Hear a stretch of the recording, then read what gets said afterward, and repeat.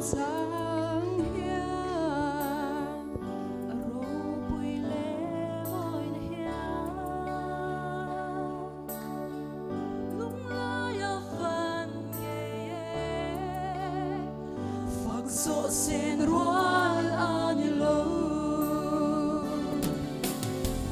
hiu siang tin reng ke hian la pa iro poesia an lang ti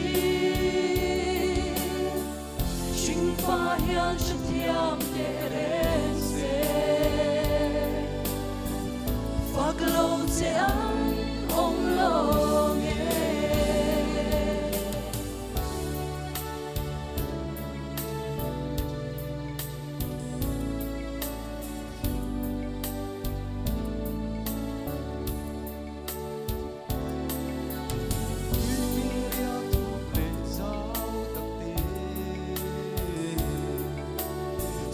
thing par bom sir vate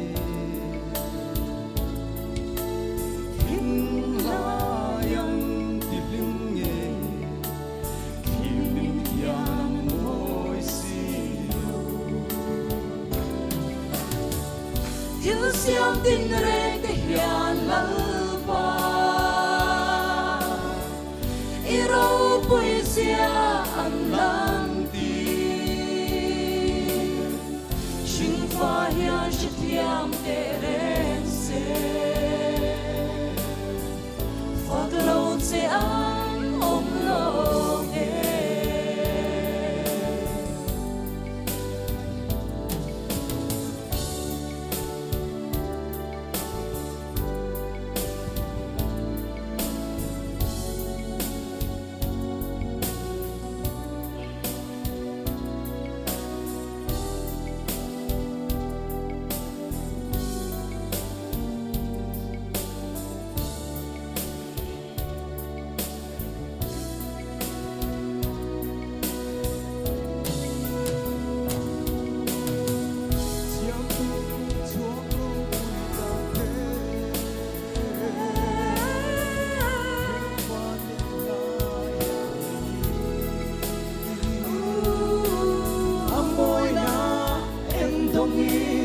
siam tu mak sai re an relo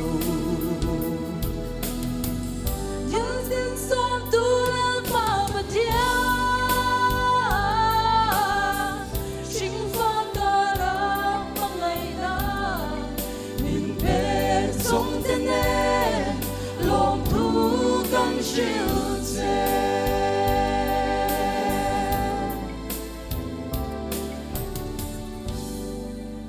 cần lồ mê